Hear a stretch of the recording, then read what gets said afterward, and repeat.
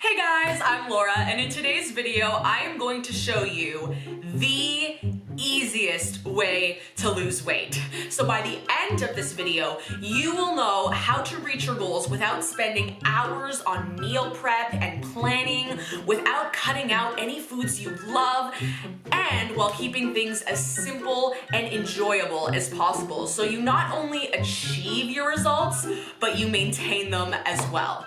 So let's get started. So when it comes to nutrition for fat loss, there are two primary elements. One is ensuring you are in a caloric deficit, and two is ensuring you are consuming enough protein. That's it, that's all, that's it. End of video, just kidding. But that is literally all you have to do. Shocking, I know.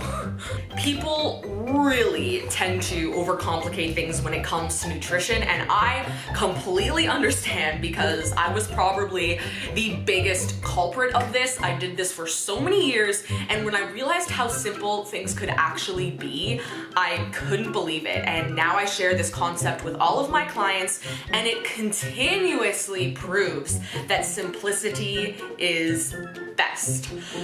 When you keep things simple, it just makes things easier to stick to over the long term.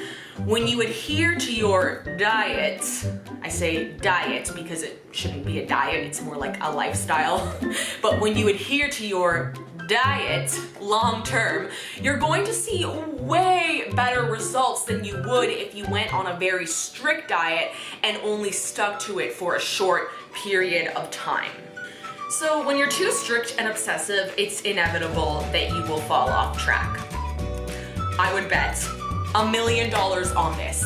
If you are under eating and overly restricting yourself, you will fall off track. I cannot repeat this enough because I see this all the time. All the time. And again, I understand because I did the same thing. People would say, like, you cannot maintain such a restrictive diet for so long. And I would be like, well, actually, I'm the most motivated person in the world, so I'm gonna be the only person that can manage to stick to these really low calories and come out of this successfully. I was wrong. So if you're thinking about this right now, if you're thinking the same thing, you are wrong. So you will owe me $1 million in a couple weeks.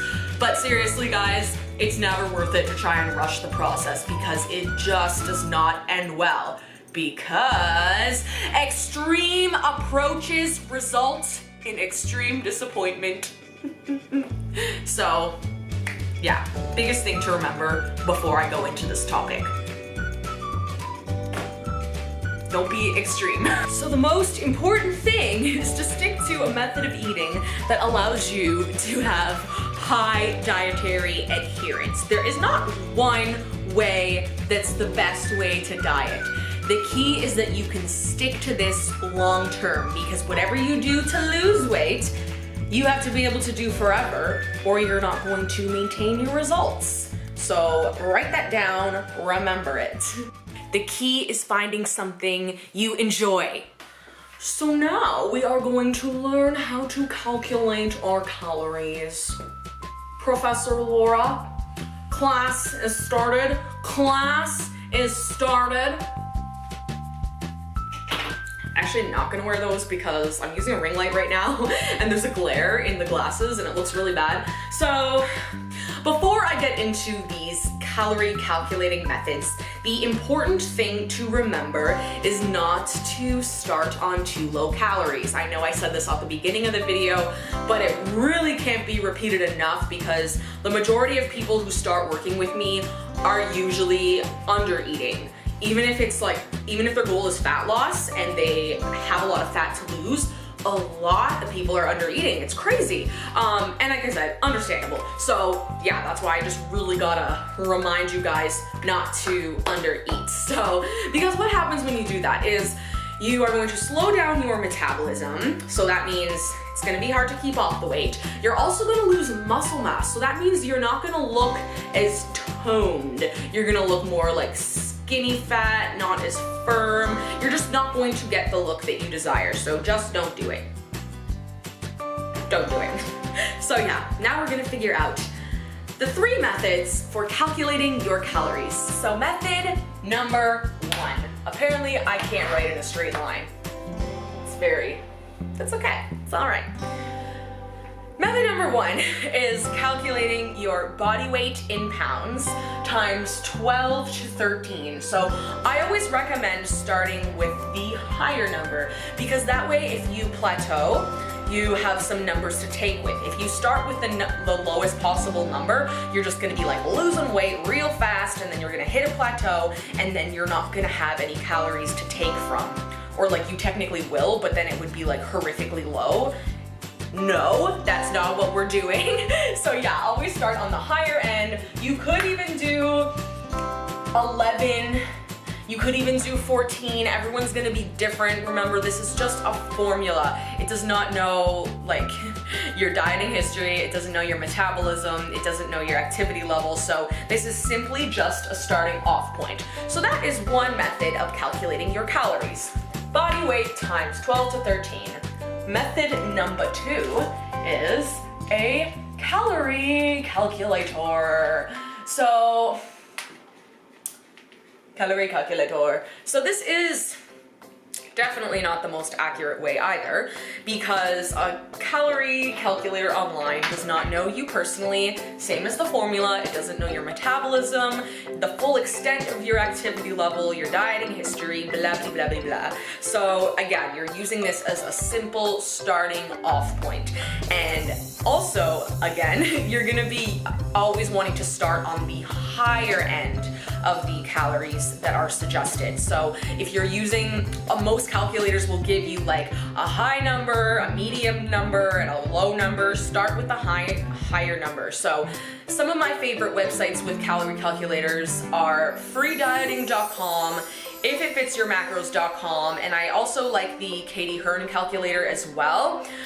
Again, between all of these calculators, you might get pretty different results, so that's just how it is. But start with on the higher end and then adjust from there. So, third method of calories. This one I can't even write because there's a lot of steps. Okay, so the third method would be to track your intake on MyFitnessPal for a week. Now, don't change anything just because you're tracking. Sometimes as soon as you start tracking, you could be like, oh, well, I'm gonna do that. Like, no, this tracking is simply just to see where you're at and how much you have been eating recently. So don't be like, oh, I gotta eat less because I'm tracking this and I feel bad. Like, no, because you really want this to be accurate so you can properly figure out what your caloric deficit should be. So you'll calculate every single day for a week on MyFitnessPal, and then by the end of the week, you will have an average amount of calories. And then from there, you can subtract 200 to 250 calories, and that will put you in a nice little caloric deficit. Now, the only issue we run into for all 3 of these methods is if you have been under eating. So again, if you're someone who wants to lose fat and you've been under eating, what you're gonna want to do is slowly add calories back in. So this is called reverse dieting. So what you could do, basically the slowest way you can do this is adding in 50 calories weekly or bi-weekly. And the key is just to very closely assess how your body is responding to everything. So if you feel really good, you could add 50 calories every week. If you are feeling a little full and bloated some weeks, then skip a week and wait to the next week to add 50 calories. Similarly, like if you have, say, a weekend where you fell off a little bit, like you ate a little bit more than usual, you could also hold off that week and wait to the next week to increase your calories. So it's just a slow process. Instead of, rather than just being like, oh, okay, we're gonna just add hundreds of calories to our intake, then mentally you might feel really full, you don't know how your body's gonna respond. When you're doing it slowly, it's just easier on your mind and your body. So something really important that I want you guys to remember is that listen to your body. Do not stick with these calories if they feel wrong. Like if you try this out and you're just so hungry, like you're going through your day and you're just like dying of starvation, then raise the calories. It depends on how low they are for you. Like you could raise them by at least 100. you shouldn't be starving when you're trying to lose weight. A little bit of hunger, like say before your next meal comes around, that's fine. Like a little bit of hunger during fat loss is okay. But if you're just feeling like ravenous throughout the day, don't stick to the calories just because the calculator told you to. And same thing as if you go on MyFitnessPal and you use that to calculate, sorry, I just burped, and you use that to calculate your calories. Exact same thing. Just because it told you a number does not mean it's 100% accurate. Same as with a calculator. Any of these, like literally even the third method, it's if you're feeling really hungry and like you're dying, raise your calories. And on the other hand, if you are feeling extremely full and bloated and like it's just a lot of food and you're not feeling so good with it, then lower down a bit.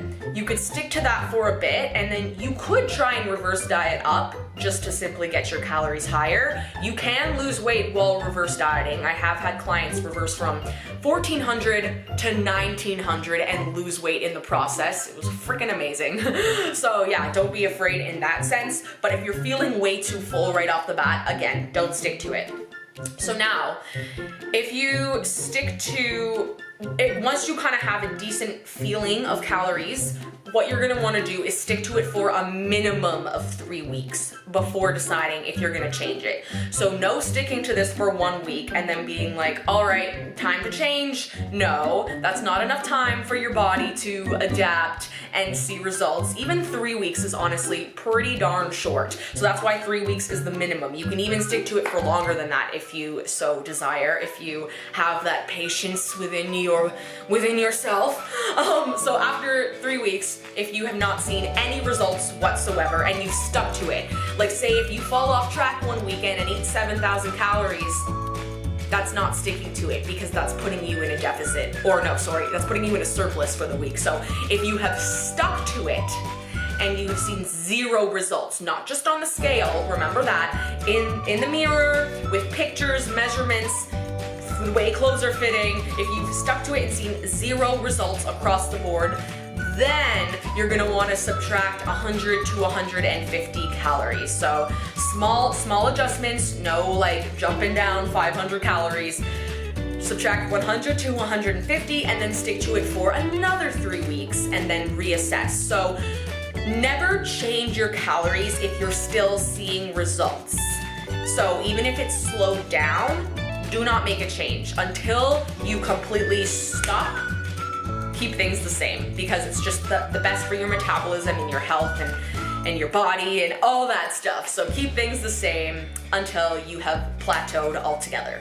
So I posted about this method in a caption on Instagram a couple weeks ago, and so I just want to make a note of this on here as well, that yeah, there's more accurate ways to do this, because you could go and get your metabolism tested for sure, but I know that the general person that's asking me, like if you send me a DM and you say, hey Laura, how do I calculate my calories?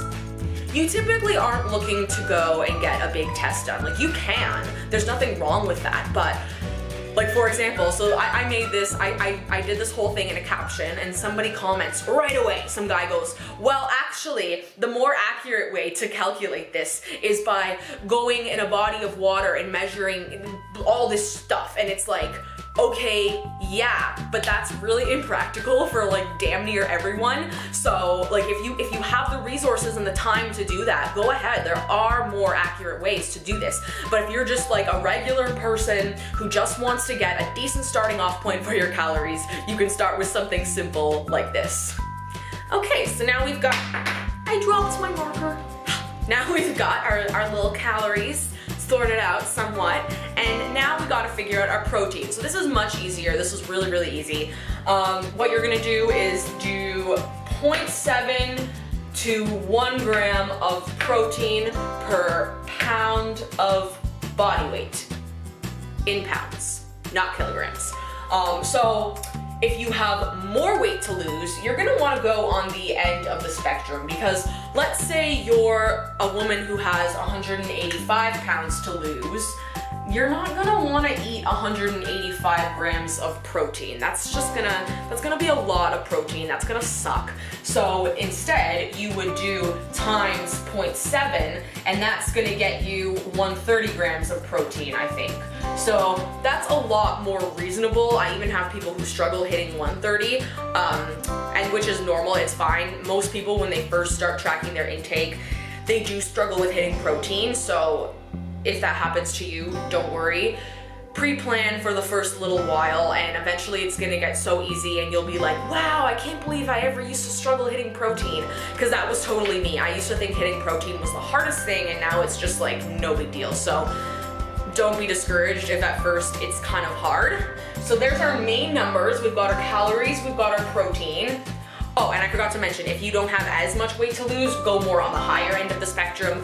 Like, for example, before I lost weight, I was like maybe 140 pounds, and I was eating 120 to 130 protein. Now I'm like, I don't really know exactly how much I weigh, anywhere from 125 to 130, and my protein is usually anywhere from 120 to 130. So as you can see, I still don't have like a very strict number. I just stick in a range, and it makes it very nice and easy. So then the next thing you want to do with your intake is just, obviously you want to make sure you're eating enough veggies in your day, because you don't want to just be hitting calories and protein and eating no nutrients, because that's not healthy.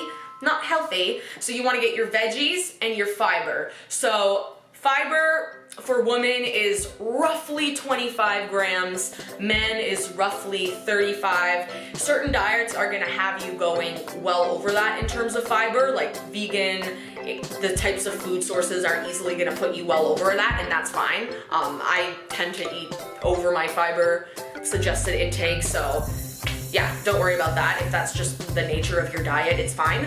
And then for veggies, you wanna eat, again, at least, this is just a rough estimate, but at least 2 to 3 cups of veggies a day.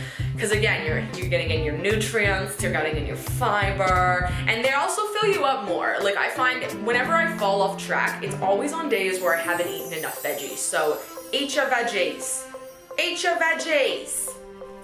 But Laura, shouldn't I keep track of my carbs and fats? What if they go way over? Not to worry, my sweet. If you are hitting your calories and your protein and your fiber and you're eating enough veggies, by default, there is not room in the numbers for your carbs or fats to be too high. It's not mathematically possible. If your carbs were too high, then you'd be over on calories. Or if your fats were too high, you'd be over on calories. Naturally, like, there's a give and take. So if your fats are a little on the higher end, well, then your carbs are gonna end up being lower in order to stay in your calories. So that's no issue. I literally do not even look at my carbs and fats. I can't tell you how many carbs and fats I ate yesterday. I can tell you how many calories I ate and how much protein I ate, but I don't know about my carbs and fats. I see so many people getting bogged down by the tiniest little details of their nutrition, like, oh, what's the better percentage of fat? What's the better carb ratio? What's this? What's that? Like, you guys, unless you're preparing for a bodybuilding competition, there is no reason to be like splitting hairs over the tiniest little details. Like, this is my career. Like, this fitness is my job, it's my passion, it's my life, and I still don't obsess over tiny details. I track calories, I track protein, I eat my veggies. That's it. Like, and like I said, when I started doing that, I actually saw better results than ever because I was able to stick to things long term, year round. I maintain leanness year round because I have the most easiest way, because I don't obsess over tiny little useless details. So please do not obsess over little tiny things. It's personal preference. If you prefer higher carbs and lower fats, then you can do that. If you prefer more fats and less carbs, then you can do that. It really doesn't matter. It all just comes down to what makes you feel best and what you can stick to over the long term. So I'm actually going to show you a bunch of combinations right now of carbs and fats and protein, and they're all going to be very different, but they're all going to add up to the same amount of calories in the end. So it's just going to show you that there's literally endless variations, and it doesn't matter what you choose as long as at the end of the day you're hitting your calories and your protein and your veggies and and your fiber. I just can't believe myself sometimes. What does the bottom of my sock look like? Not that bad, to be honest. I expected it to be worse. Oh God, we're getting real high up here. We're getting real high up here.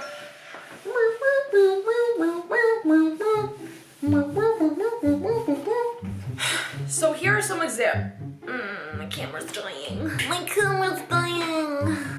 Okay, so here are just a few examples of different combos you could have within 1 calorie range. So let's just say we're still doing 1800 calories and we're using around 130 protein-ish. So example number 1, 1800 calories, 130 protein, 200 carb, 54 fat. That equals 1800 calories. Example number 2, 130 protein, 140 carb, and 80 fat still equals 1800 calories. But look how much higher the fat is. But naturally, because the fat's at 80 grams, in order to stay in the calories and still hit protein, our carbs are 140. But we didn't even have to worry about that because as we were tracking our calories and our protein on MyFitnessPal, once we hit 1800 and 130, by default, these balanced out. So that didn't take any extra work. Next way, let's say that instead we added up 5 extra grams of protein. 135 protein and 180 carbs, 60 fat equals 1800 calories. Last one, let's say that today we hit 120 protein and then we did 200 carbs and 58 fat. 1800 calories. So you could make so many more combinations. Say if you weigh less, you could have less protein. If you want to have more protein, there are so many combinations and none of them take any extra work as long as you're going into MyFitnessPal, tracking your calories, protein and veggies and fiber. These are gonna balance, so don't even worry about these. Don't worry, don't worry, don't worry. Don't look at them, don't look at them, don't look at them, don't look at them. They will all balance, so no worries, don't you worry. Your little head, it will all balance out just fine. And it's nice and easy because it takes hardly any thinking and tracking and planning. You just throw in the numbers, you just go, am I at a decent calorie range? Am I at a decent protein range? Yeah, okay. And it takes like 2 seconds, whereas like, it's just really nice. It's really nice and easy. I love it. I love it. I love it. So it can actually be like irritating when you learn how simplicity is better because you might spend all these years overcomplicating things thinking that's the best way to go. And then you're like, shit, it could have been so much easier all along. Like, I understand. I had a client start my program recently and that's what she said. She was like, I cannot believe how much better results I'm seeing by taking this approach. She said, like, all these years I was making things so complicated, cutting out foods, doing this, doing that. And she said, within a month of your techniques and your program, I've seen better results than I ever have, and it's so much more simple and enjoyable. So it's just really important to remember that taking the most complicated, restrictive way is not the best at all. I've bundled up because I'm cold. But another thing I just wanted to throw in there is that when it comes to meal timing, again, do what works best for you. I actually find that when I save the majority of my calories for nighttime, or not the majority, but a big chunk of calories for nighttime, I do the best because I can plan a big yummy meal because nighttime is when I would have the most cravings. So when I save calories and plan a big yummy meal, it helps me stay on track. So sometimes people will message me and be like, I'm so busy throughout the day, I don't have time to stop and keep eating. And to that I say, that is fine. Sometimes I'll be really busy and I'll just only have 2 really big meals that day. I'll still end up hitting my calories, just like I showed on the whiteboard. By the end of the day, I'll still hit all my numbers, but it'll just be distributed differently. So like you could eat 6 small meals, you could eat 3 big meals and 1 snack. You could eat 4 meals, you could eat 2 meals, anything. As long as it's something that you can stick to, easily and that's not gonna be like a big stress for you, that's all that matters. So remember that. So basically there's so many different ways to achieve fat loss. So like say there's certain diets that will have you restricting certain food groups or like certain macronutrients like carbs, and what people don't realize is the only reason that they're losing weight is because restricting those food groups are just creating a caloric deficit for you. So you don't have to create your caloric deficit by taking a very restrictive method. You could simply just do what I said and just eat stuff in moderation. At the end of the day, as long as you're picking something you can adhere to long term, that's all that matters. There's so many different methods of dieting that do work, but studies have shown that really at the end of the day, as long as calories and protein are hit, that's really what matters the most. So I've actually linked in the description box below one of the studies about that. It's really awesome and it kind of breaks this all down nicely. So check that out if you would like further info on this, because it's pretty cool. And yeah. Alrighty, and that is it, guys. If you found this helpful, check out my Knockout Body Formula free ebook. It is in the description box below. It breaks down pretty much every detail you need to know about nutrition and workouts, all in such a sustainable, enjoyable way, because extreme approaches result in extreme disappointment. So with this book, it will show you how to not take an extreme approach and how to not be extremely disappointed. So check that out and like this video if you liked this video, and I will see you guys in the next one. And don't forget to check out some of my other videos as well, because I go into detail on so many other topics that are gonna help you on your journey. So that is all. Bye guys!